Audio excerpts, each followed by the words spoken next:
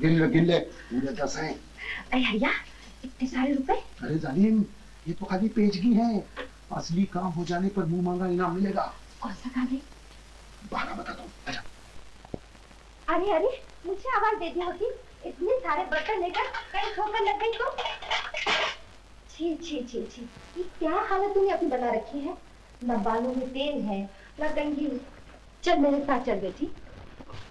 माँ तू तो जानती है मेरी, तेरे बापू के साथ शादी करके मैं खुश नहीं हूँ। जब रहा नहीं जाता तो अपना सारा गुस्सा तुझ पे निकालती हूँ। बेटी मैंने तुझे बहुत दुख दिया है, बहुत सताया है, मुझे माफ कर दे। माँ ऐसे नहीं कहो माँ, आज मैं अपने हाथों से अपनी बेटी का श्रृंगार करूंगी, दुल्हन की तरह सजाऊंगी। जो जोड़ा मैंने अपनी शादी में पहना था वही जोड़ा तुझे पहनाऊंगी। इसलिए आज तेरा नसीब खुल गया है बेटी, तेरी शादी की बात पक्की करके आई हूँ। शादी? मुझसे कौन शादी करेगा? क्यों?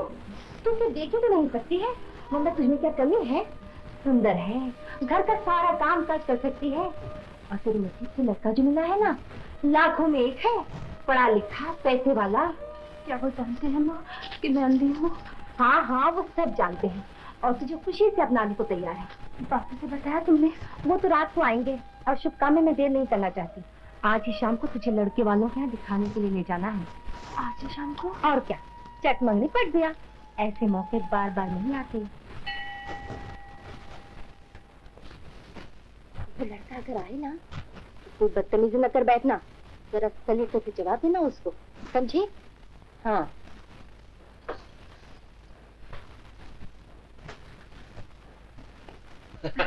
जीती रहो, सरकार की तबीयत खुश कर दी तूने। अच्छा अच्छा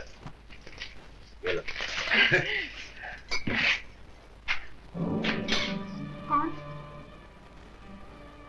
मैं तुम्हारा होने वाला पति। जानती हो, जब से मैंने तुम्हें झील में नहाते हुए देखा है तब से मैं तुम पर दीवाना। लेकिन मैं तो आंखों से नहीं देख सकती, यही कहना चाहती हो ना? ये ताजगी, ये सादगी, गुलाब की पंखुड़ियां जैसे खूबसूरत हो। आपने शराब पी रखी है? शराब नहीं, अमृत, देवी देवताओं का दिया हुआ प्रसाद। मुझे मेरी माँ के पास जाना। माँ, तुम्हारी माँ तो चली गई रुपए देकर। हाँ, पूरे 500 रुपए दिए हैं।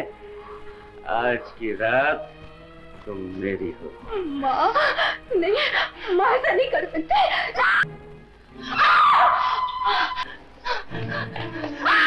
बचाओ, बचाओ, बचाओ। ये कैसी आवाज? अरे छोड़ो ना बाबू, इस घाटी में न जाने कितनी चीखें उभरती हैं और डूब जाती हैं।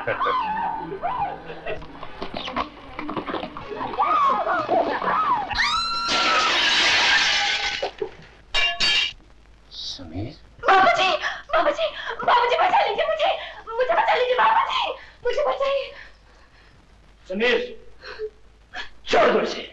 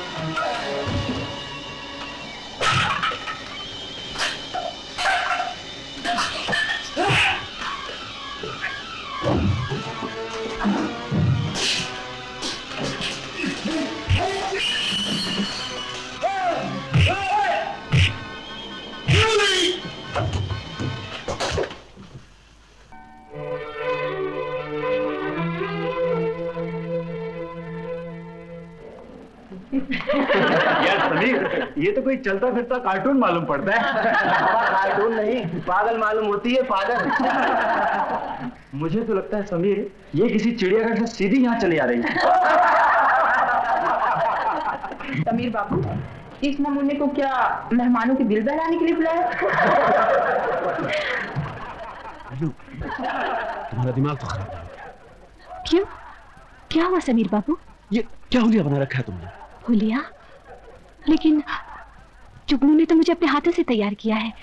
ये कह रही थी मैं बहुत सुंदर लग रही हूँ। नीलू, मैंने सोचा था तुम्हें अपने मेहमानों से मिलवाऊंगा। तुमसे कहूंगा मेरे जन्मदिन की खुशी में लोगों को गाना सुना दो। जाओ नीलू, अपने कमरे में जाओ। ये लोग तुम पर हंस रहे हैं। तो क्या हुआ? अंधे लाचारों पर तो लोग हंसते ही हैं। नीलू, इस घर में तुम मेरी वजह से आई हो। ये लोग तुम्हारा मजाक उड़ा रहे हैं और शर्मिंदा मुझे होना पड़ रहा है। जाओ नीलू। नहीं समीर बाबू, आपको मेरी वजह से कभी शर्मिंदा नहीं होना पड़ेगा। आप अपने मेहमानों के पास जाइए, मैं वही करूंगी जो आप चाहते हैं।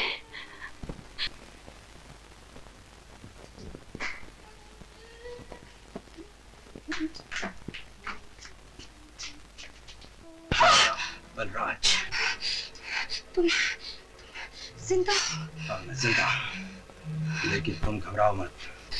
मैं तुझसे तुम्हारे यार को नहीं छीनूंगा। बहुत पुराना आशिक मालूम होता है। कि तुम्हारा तो प्लेन क्रैश हो गया था। वो तो दुनिया के लिए हुआ था। इसका मतलब है कि तुम... माया, दुनिया की नजरों में मैं मर चुका हूँ, और तुम्हारे लिए भी। तो फिर वापस क्यों आया? अपनी इंश्योरेंस का 1 लाख रुपए लेने के लिए, वो भी तुम्हारी यानी कि अपनी बीवी की मदद से। और अगर मैं मदद ना करूं तो मैं तुम पर अडल्ट्री का केस करूंगा।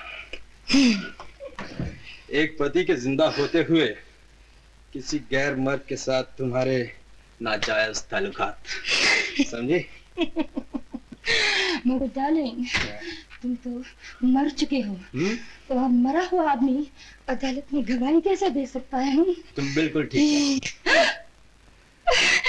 मरा हुआ आदमी किसी का खून भी नहीं कर सकता, और तुम्हारा खून सिर्फ एक राज बन के रह जाएगा। नहीं, चाकू हटा लो। तुम जैसे कहते हो वैसे ही होगा। 15-20 रोज के अंदर तुम्हें इंश्योरेंस का पैसा मिल जाएगा, और तुम मुझे सीधी तरह दे देना, समझे? डार्लिंग, अभी आई प्रताप।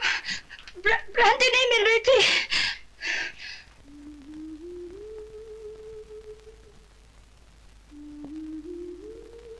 नीलू, क्या बात है?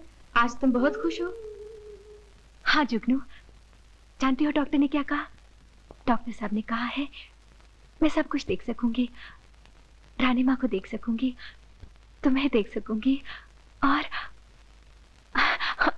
सबको देख सकूंगी। चुप क्यों हो? चली गई क्या? नहीं, सुन रही हूँ और सोच रही हूँ। क्या सोच रही हो? कि तुम कितनी भोली हो। क्या पता तुम्हारी आंखों का उजाला किसी की जिंदगी का अंधेरा बन जाए।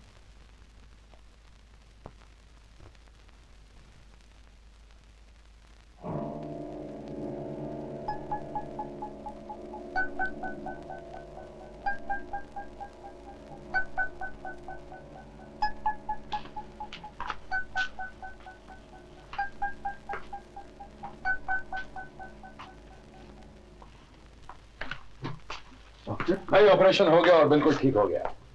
लेकिन अभी तुम्हें 1 हफ्ता और इंतजार करना पड़ेगा आंखों की पट्टियां खुलने तक। कोई बात नहीं डॉक्टर साहब।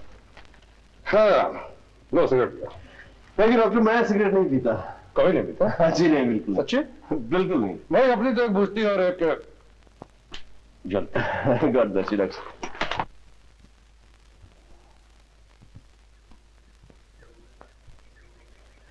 हाय, सुना है नीलू की आंखों का ऑपरेशन कामयाब हो गया है। उसकी आंखों की पट्टियां खुलने के बाद तुम समीर को हमेशा के लिए खो बैठोगी। मैं नीलू को समीर की जिंदगी से यूं गायब कर सकता हूं और तुम्हें तुम्हारी तमाम खुशियां दिलवा सकता हूं। कैसे? ये तुम मुझ पर छोड़ दो। तुम्हें सिर्फ एक मामूली सा काम करना होगा। तुम तो जानती हो जुगनू कि समीर के खानदान के साथ मेरे ताल्लुकात कैसे हैं। रानी माँ की तिजोरी में मेरी स्वर्गवासी माँ के कंगन है, बस मुझे वो चाहिए। आप मुझसे चोरी करने के लिए कह रहे हैं? ना ना ना ना, अगर मैं खुद रानी माँ से मांग सकता तो तुम्हें ये कभी तकलीफ न देता। तुम तो जानती हो जुगनू वो मुझसे कितनी नफरत करती है। ये मुझसे नहीं होगा। जरा सोचो तो सही, इतने मामूली से काम के लिए मैं तुम्हारे लिए कितना बड़ा काम करूंगा। अगर नीलू इस घर से चली गई तो समीर के साथ तुम्हारी शादी में कोई रुकावट नहीं होगी। मैं ऐसी बात नहीं करूंगा।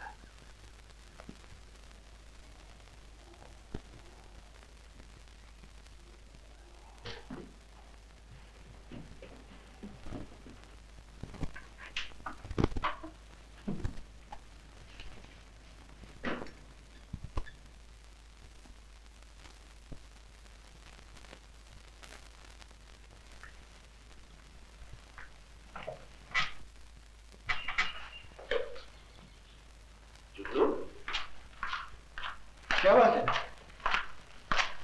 तबीयत ठीक नहीं? मैं मर गई। My God, 106। जुगनू तुम्हारा माथा तो बिल्कुल ठंडा है। मुझे क्या हो रहा है मैं ही जानती हूँ। ऊपर से नीचे तक आग लगी हुई है, सारा बदन जल रहा है। मैं डॉक्टर को फोन करता हूं। नहीं, डॉक्टर सिर्फ इलाज करता है, आग बुझाना उसका काम नहीं।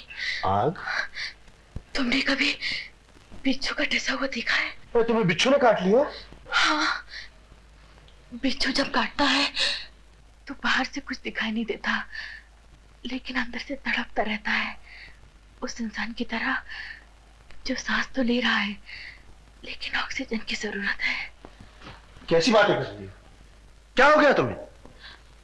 मुझे बिच्छू ने डस लिया है। जुगनू,